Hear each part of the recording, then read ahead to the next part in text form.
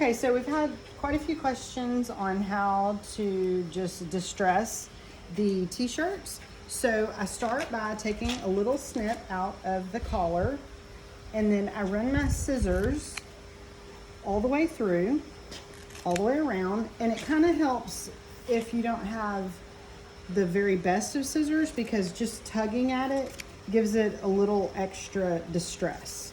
So I just go all the way around with the collar, and you do not have to be perfect at all. So I've got it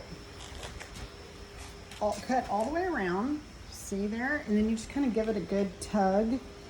And then I found this on accident, that the best way to put little holes in it is a serrated knife, and then you just want to give it a little grunge there. Just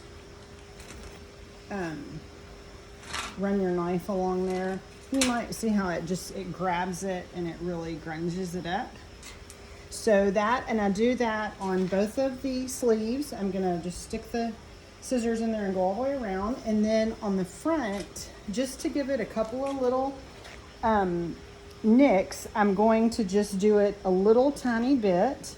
I found that I don't particularly like them right here, because I always think something's on my shoulder and I'm constantly looking at it.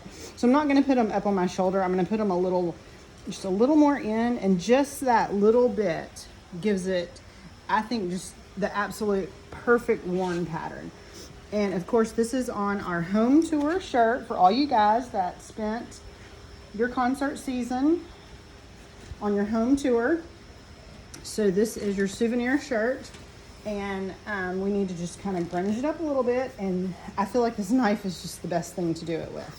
If you want to do the bottom of your shirt, you can also do that too. So I will probably come back and cut inside of here and distress that, both of the sleeves and the top.